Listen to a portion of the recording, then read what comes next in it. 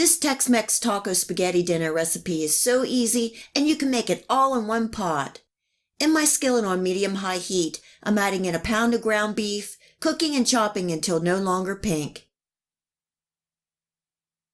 I'm adding in 1 small diced onion and about a half a cup of diced bell peppers, 2 teaspoons of minced garlic, and a pinch of salt and black pepper, cooking and stirring for 2 minutes.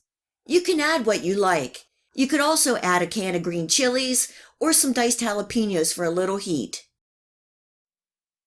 This is 1 can of Rotelle, which is diced tomatoes with some green chilies, and I'm also adding a half a small can of tomato paste, which will help thicken the sauce.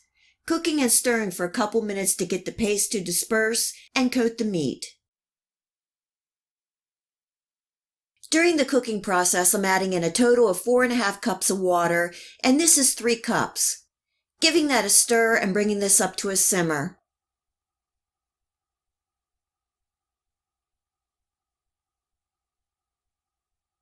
For the spices, you simply can add your favorite taco seasoning, or here I'm using 1 tablespoon of chili powder and 1 teaspoon each of smoked paprika, oregano, and cumin. These are my go-to Mexican spices. Giving that a stir and giving it a taste. Add any salt, pepper, or any spices that you like. I'm adding in a pinch of red pepper flakes for a little heat. This is 1 pound of spaghetti that I broke in half so it fits in the pan and it's easier to eat. Giving that a little stir and adding in the other 1.5 cups of water. Bringing this up to a simmer, covering and cooking for 13 to 15 minutes or until the spaghetti is tender. During this cooking time, give the spaghetti a stir a couple times so it does not stick to the bottom, and you can add more water as needed. We don't like our sauce to be too thin.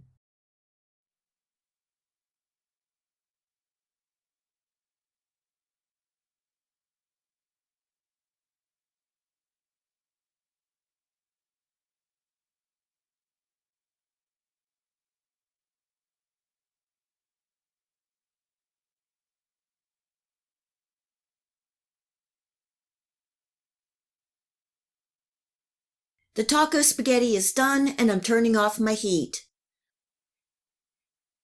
I'm topping with some cheese, and this is a cheddar cheese blend. You can garnish with some green onions, cilantro, or whatever you would put on a taco. You can even top with some sour cream or crushed tortilla chips. Why not? It's your taco spaghetti. This Tex-Mex taco spaghetti is a winner with the family. The best part is, it's quick, easy, made in one pot for less cleanup, and did I mention, it is great on the budget. I hope you give this easy one-pot taco spaghetti a try, and enjoy!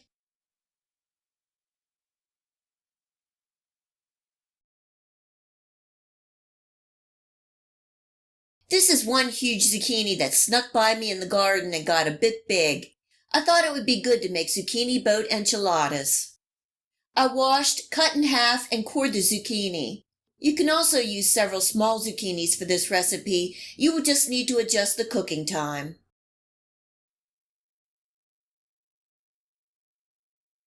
Let's make the meat mixture. In my skillet on medium-high heat, I have 1½ pounds of ground beef that I'm cooking and chopping until no longer pink, and then I'm draining off the excess fat.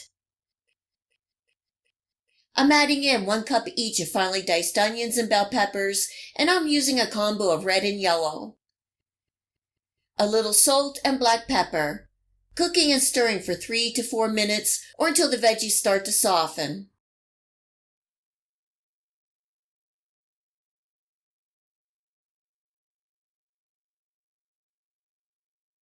Adding in 1 tablespoon of minced garlic and 1 small can of green chilies with the juice. Cooking and stirring for another minute. This is a 1/4 cup of medium heat salsa, and you can use your favorite brand and amount of heat.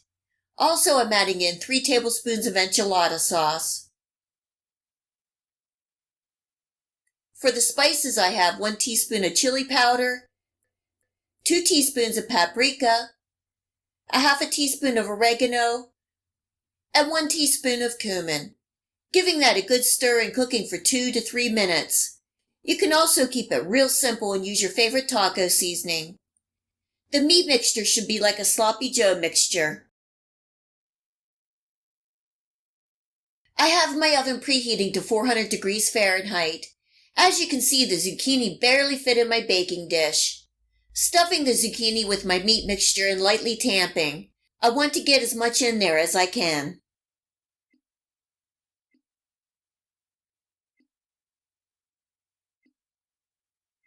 I'm spooning some of the enchilada sauce over the meat to keep it nice and moist as it bakes.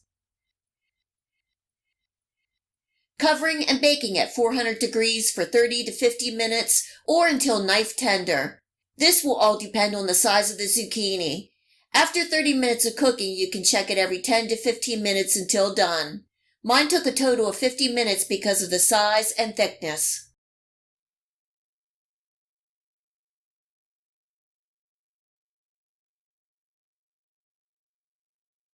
Now I'm pouring over the rest of my enchilada sauce and topping with some grated cheese.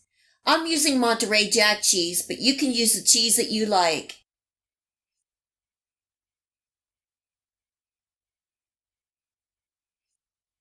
This is going back into the oven uncovered for another 5 to 10 minutes or until the cheese is melted and bubbly. And here are the zucchini boat enchiladas. The zucchini is bland and will absorb any flavor you introduce, and it also adds a lot of texture.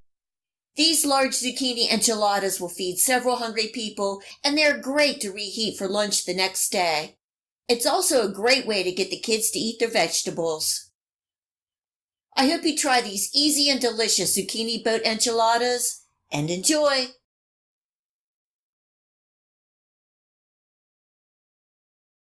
In my skillet on medium-high heat, I'm adding in a couple tablespoons of oil and my chorizo. Cooking and stirring for a couple minutes, and the spices in the chorizo will become real happy and the oil will separate from the meat. You can use pork or beef chorizo for this recipe. I'm adding in 4 cloves of minced garlic and 1 cup of diced onions. Cooking and stirring for a couple minutes. This is starting to smell really good. Now I'm adding in 1 pound of ground chicken. This happens to be ground chicken breasts, but you can also use chicken thighs or a combo. I buy boneless chicken breasts when they are really cheap and grind and freeze for making stir fries, meatloaf, meatballs, or just about any recipe that you would use ground beef or pork. Cooking and stirring for 4 to 5 minutes or until the chicken is no longer pink. Now I'm adding in 1 small diced green bell pepper and 1 small can of chopped green chilies, giving that a good stir to combine.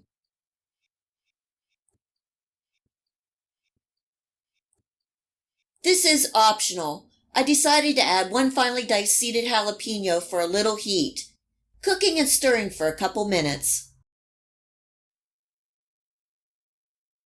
For the Tex Mex seasonings, I'm adding in 1 teaspoon of chili powder, 1 teaspoon of oregano, and a half a teaspoon of cumin, and you can add the salt and black pepper to your taste. This is 1 small can of rinsed and drained black beans, and a can of Rotelle or diced tomatoes with chilies. Giving that a good stir, bringing up to a simmer and cooking for 5 minutes. Remember to give it a taste test for any seasonings and add to your taste. You could also add in some corn or any other veggies or spices that you like. And that's it. It's done. I'm serving tonight with some steamed rice. I love the rich Tex-Mex flavors and all the textures of the meat and veggies. This chicken stir-fry is so easy and you can have it ready in 30 minutes or less. I hope you give this Tex-Mex chicken and chorizo stir-fry a try and enjoy. If you like this video recipe, please hit the like and subscribe button. Remember to hit the bell next to the subscribe to make sure that you get my future video recipes. You can also find me on Facebook and at my website.